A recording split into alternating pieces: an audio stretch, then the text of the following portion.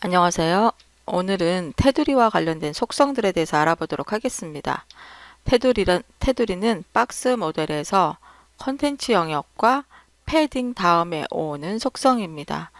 테두리를 그리기 위해서는 가장 먼저 보더 스타일을 지정을 해주셔야 돼요. 보더 스타일은 어떤 형태의 테두리를 그릴 건가를 결정하는 건데 기본값이 논이기 때문에 그러니까 화면에 보이지 않기 때문에 먼저 보더 스타일부터 지정을 해주셔야 돼요. 뭐 크기라든지 색상 이런 걸 다 지정했는데도 테두리가 보이지 않는다면 그것은 보더 스타일이 지정되지 않았기 때문입니다. 보더 스타일 속성에 사용할 수 있는 값들은 히든, 대시드, 더티드 되게 종류가 많거든요. 근데 가장 많이 사용하는 게 솔리드, 실선을 표시하는 솔리드와 다티드, 점선으로 표시하는 것, 그다음에 대시드, 점선은 점선인데 짧은 선으로 된 점선을 표시하는 것. 지금 오른쪽에 보시는 것처럼 이런 형태의 테두리를 많이 사용을 합니다.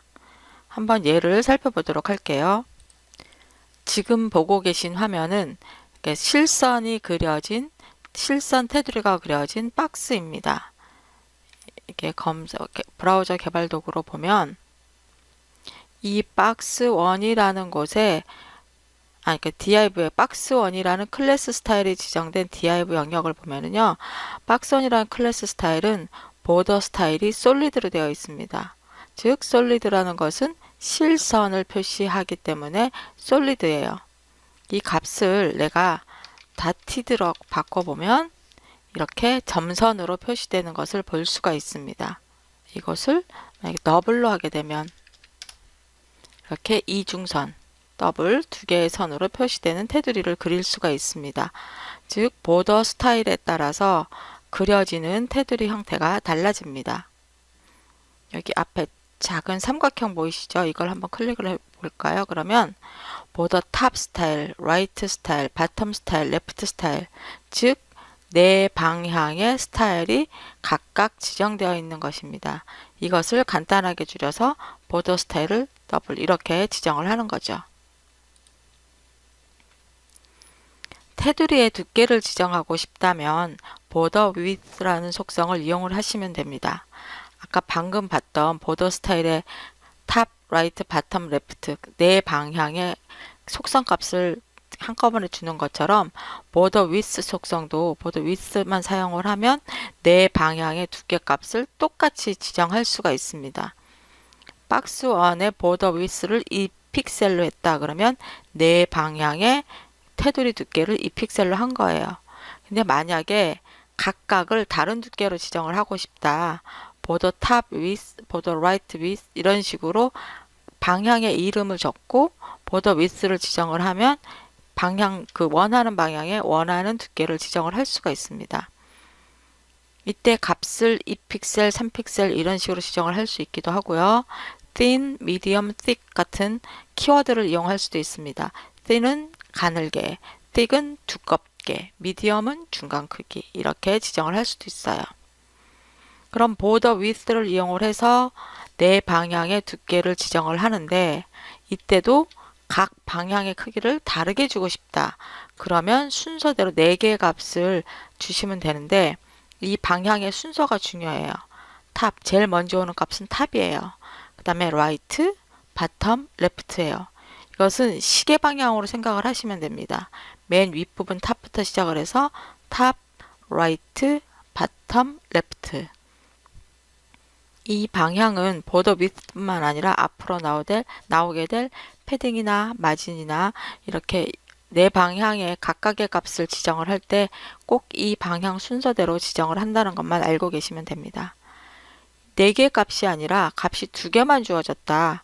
그랬을 경우에는 서로 마주보는 값을 같이 묶어서 지정을 해줍니다. thick과 thin이 있다. 그러면 top, right, bottom, left. 그러니까 top, thick, thin은 right, 다시 bottom은 다시 thick, thin은 left. 그러니까 thick은 탑과 바텀을 나타내고 thin은 left와 right를 나타냅니다. 서로 마주보는 값. 한 개만 있을 경우에 네 방향이 다 똑같고요. 다음 border color. 컬러는 테두리 색상을 지정을 하는데 이 경우에도 보더 컬러 그래서 한꺼번에 색상을 지정할 수도 있고요. 여기다가 값을 뭐 4개를 준다거나 2개를 준다거나 3개를 준다거나 이렇게 지정을 할 수가 있습니다. 그리고 여기 보더 컬러 사이에 탑, 라이트, 바텀, 레프트 방향값을 줘서 각각을 지정을 하실 수도 있어요. 참 하나가 빠졌는데 여기 값이 하나일 때, 2개일 때, 4개일 때를 알려드렸는데 3개일 경우에는 어떻게 될까요? 5, 10, 15까지만 있고 20이 없다. 그러면 탑, 라이트, 바텀, 레프트가 빠진 거죠. 빠진 값은 마주보는 값을 쓰게 됩니다. 그래서 빠진 레프트의 값은 마주보고 있는 라이트의 값을 그대로 쓰게 돼요. 그러면 아까 우리가 봤던 예제를 가지고 한번 테스트를 해볼게요. 이게 더블이었는데 여기를 제가 솔리드로 바꾸고 여기다가 속성을 한번 넣어보도록 하겠습니다. border width, border width 값을 나는 10픽셀로 하겠다. 그러면 이렇게 두껍게 10픽셀로 표시가 됩니다.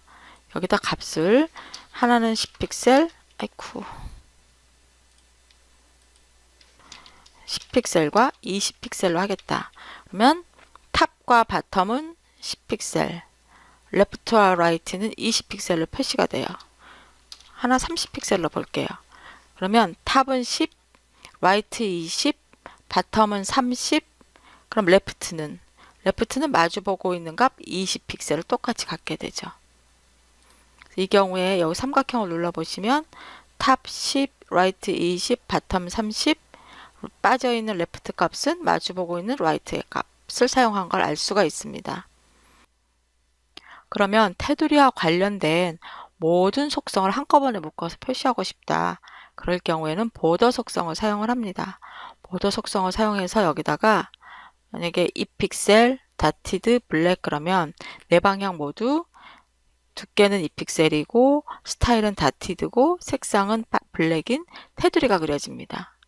밑에 보시면 여기 텍스트 부분, 텍스트 단락 부분에 이렇게 2픽셀짜리 검은색 점선이 그려져 있을 것입니다.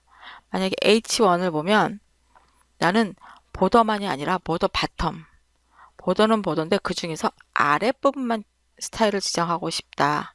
그러니까 특정 방향의 테두리만 지정을 할 때는 보더 탑, 보더 라이트, 보더 바텀, 보더 레프트 이렇게 지정을 하실 수가 있어요. 보더 바텀에만 3픽셀짜리 회색의 실선을 그린다. 이렇게 해서 박스 모듈 밑에 3픽셀짜리 회색 실선이 그려진 것을 볼 수가 있습니다. 다음 CSS3에 와서 추가된 건데요. border radius라는 속성이 있습니다. border radius는 여태까지는 우리가 이렇게 직사각형을 그려왔는데 직사각형 말고 모서리가 둥글게 처리된 사각형을 그릴 수 있게 해줍니다. 예전에는 이 모서리가 둥근 사각형을 CSS로 지정을 할 수가 없었기 때문에 이미지로 만들어서 이걸 다 쪼개가지고 표에다 삽입을 해서 사용을 했어요. 그래서 혹시 그 표의 레이아웃이 틀어지게 되면 이 둥근 모서리 부분이 딱 맞지가 않아가지고 수정을 할 때 되게 애를 먹고 그랬었거든요. 근데 이제 CSS3에는 보더 레디어스 속성이 있어서 둥글게 처리하는 게 아주 쉽습니다. 이 속성을 한꺼번에 네 방향을 똑같이 지정하고 싶다면 보더 레디어스라고 지정을 하고 크기 값을 주시면 돼요. 이 크기 값은 이 테두리 안에 이 모서리 쪽에 원이 하나 있다라고 생각을 하고 그 원의 반지름 값을 주시면 됩니다. 이 R 값. 그것을 보더 레디어스에다 지정을 해주시면 되고요. 각각 네 군데 그 모서리 둥근 것을 다르게 처리하고 싶다, 적용하고 싶다 그러면 왼쪽은 탑 레프트, 오른쪽은 탑 라이트, 바텀 레프트, 바텀 라이트, 레프트, 바텀 라이트, 바텀 레프트 이런 식으로 보더와 레디어스 사이에 그 위치 값을 넣어주시면 돼요. 그러면 각 모서리마다 다르게 지정할 수도 있습니다. 오른쪽 예를 보시면 이 div 안에 배경을 이용해서 이미지를 넣었어요. 이미지를 넣었는데 이 부분을 모서리를 둥글게 처리하고 싶다. 그러면 라운드라는 스타일을 이용해서 그 모서리를 정의를 했는데요. 보더 값은 2픽셀 솔리드 레드, 그러니까 빨간색의 2픽셀짜리 실선을 그리고 내 귀퉁이에 마치 20픽셀짜리 원이 들어간 것처럼 둥글게 처리를 한 것입니다. 모서리 부분을 마치 타원이 들어간 것처럼 지정을 할 수도 있어요. 이 타원이라는 것은 이렇게 원을 그려보면 가로 반지름과 세로 반지름이 다르거든요. 그래서 그 가로 반지름하고 세로 반지름을 함께 넣어주시면 되는데 가로 반지름을 먼저 쓰고 나중에 뒤에다가는 세로 반지름을 써주시면 됩니다. 예를 들어서 첫 번째 도형처럼 왼쪽 위에 모퉁이 부분에 가로는 100픽셀이고 세로는 20픽셀인 요만한 타원이 들어간 것처럼 표현을 하고 싶다 그랬을 경우에 보더 탑 레프트 레디어스 가로 100픽셀 세로 50픽셀짜리 이렇게 해주면 왼쪽 이 부분 이렇게 라운딩이 됩니다. 두 번째 같은 경우에는 여기 오른쪽 아래 모퉁이에 모서리 부분에 가로 50%, 세로 30%인 타원이 들어가 있는 것처럼 표현을 해줍니다. 이렇게 퍼센테이지 값을 쓸 때는 부모 요소의 크기를 기준으로 해서 50%, 30%를 계산을 합니다. 여기 탑 라이트 부분은 50픽셀, 50픽셀 앞에서 살펴봤던 보더 레디어스랑 똑같죠. 값이 하나만 있을 경우에는 가로 반지름과 세로 반지름이 같다. 그래서 정원이 들어간 것처럼 이렇게 라운딩을 해주게 됩니다. 오늘 마지막으로 살펴볼 속성은 박스 섀도우 속성입니다. 박스 섀도우 속성은 선택한 요소, 그 박스 모델에 그림자 효과를 추가하는 거예요. 그림자 효과를 추가할 때는 수평거리하고 수직거리를 이용을 해서 그림자 위치, 가로로 얼마만큼 떨어져 있고 세로로 얼마만큼 떨어져 있는지를 나타냅니다. 그러니까 수평거리와 수직거리는 필수 속성입니다. 다음 흐림 정도와 번짐 정도가 있는데 흐림 정도라는 것은 그림자 크기를 얼마만큼 크게 키우는지에 따라서 크게 키우게 되면 점점 흐려지게 되고 작게 만들면은 이게 점점 진해지겠죠. 그래서 이 크기와 함께 흐림 정도를 지정할 수가 있습니다. 다음에 번짐 정도는 이 그림자가 얼마만큼 뻗어나가나 얼마만큼 번져나가는가를 지정을 해주시면 돼요. 그러니까 이게 양수값을 사용을 해서 그림자가 커지면 점점 밖으로 이렇게 번져나가게 되고요.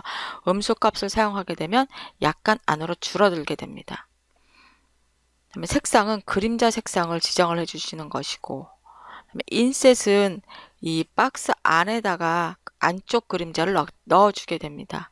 이 속성 값들을 사용을 해서 박스 모델에 그림자 효과를 추가할 수가 있습니다. 박스 섀도우의 예를 한번 보도록 할게요. 첫 번째 박스에 보면 박스 섀도우가 2픽셀, 그러니까 가로로 2픽셀이니까 오른쪽이고 그 다음에 세로는 마이너스 2픽셀이니까 위쪽으로 가겠죠.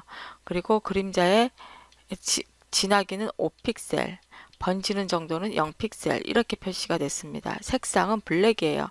그럼 이 가로 값을 만약에 마이너스로 주게 되면 그림자가 왼쪽으로 가겠죠. 다음에 이 흐림 정도를 한번 15 정도로 줘보겠습니다. 그러면 그림자가 좀 더 커지면서 약간 흐려지는 그런 효과를 가져오게 됩니다. 그다음에 얼마만큼 뻗어나갈지를 한 20픽셀 정도로 둬볼게요. 그러면 전체적으로 훨씬 더 많이 번져나가는 것을 볼 수가 있습니다. 박스 모델에서 여백을 조절하는 속성으로는 마진 속성과 패딩 속성이 있습니다. 패딩 속성을 먼저 살펴볼게요. 패딩 속성은 콘텐츠 영역과 여기 실제 내용이 들어가는 콘텐츠 영역과 테두리 사이의 여백을 말합니다. 그러니까 테두리 안쪽에 얼마만큼의 여백을 둘 것인가를 지정을 하는 거고요. 사용하는 속성은 전체를 한꺼번에 지정을 할 때는 패딩이라는 속성을 사용을 하고 각 방향, 각 위치에 따라서 다른 값을 주고 싶을 때는 패딩 탑, 패딩 라이트, 바텀, 레프트 이렇게 따로따로 지정을 해줄 수도 있습니다. 그리고 앞에서 보더 얘기했을 때 설명드린 것처럼 보더 스타일이랑 이런 거 얘기했을 때 설명드린 것처럼 4개 값을 사용할 수도 있고 2개 값을 사용할 수도 있고 1개 값을 사용을 할 수도 있습니다. 또는 세개 값을 사용을 해서 빠진 값은 마주보는 값을 이용을 할 수도 있죠. 네, 패딩의 예를 한번 보도록 하겠습니다. 첫 번째 있는 div 영역 박스 모델에는 박스1이라는 스타일이 적용되어 있습니다. 박스1 스타일은 10, 30, 10, 30. 그러니까 위와 아래는 10픽셀만큼의 패딩이 있고 왼쪽과 오른쪽에는 30픽셀만큼의 패딩이 적용된 것입니다. 한번 컴퓨티드를 눌러서 확인을 해볼게요. 패딩이 위와 아래에는 10픽셀씩, 왼쪽과 오른쪽에는 30픽셀씩 적용된 것을 볼 수 있습니다. 그럼 두 번째 박스를 볼게요. 두 번째 박스는 박스2라는 클래스 스타일이 적용되어 있는데요. 얘는 10픽셀, 30픽셀 값 두 개만 지정을 했어요. 그럼 이 경우에는 여기 삼각형을 눌러보면 탑과 바텀에는 10픽셀, 라이트와 레프트에는 30픽셀이 적용된 것을 볼 수 있습니다. 컴퓨티드를 눌러보면 역시 그림상에서도 그것을 확인할 수가 있죠. 이렇게 박스 모델에 밖에 있는 테두리와 실제 콘텐츠 내용 사이의 여백, 이 부분은 패딩이라는 속성을 이용을 해서 지정을 해주시면 됩니다. 각 요소와 요소 사이에는 마진이라는 속성을 이용을 해서 그 여백을 조정을 해줍니다. 이 마진 여백도 마진이라는 속성을 이용을 해서 값을 한꺼번에 지정할 수도 있고요. 마진 탑, 마진 라이트처럼 마진 다음에 그 마진 값의 위치를 지정을 해주고 그 마진을 결정할 수도 있습니다. 그러니까 마진 값이 하나일 때, 두 개일 때, 세 개일 때, 네 개일 때, 이것은 이제 어느 정도 익숙해지셨죠? 보더나 패딩이나 이런 모든 것들이 다 값이 하나일 때부터 네 개일 때까지 적용되는 순서가 다르다는 거, 적용되는 방법을 꼭 기억해 두시기 바랍니다. 자, 오늘은 박스 모델하고 관련된 테두리와 마진, 패딩에 대해서 알아보았습니다. 감사합니다.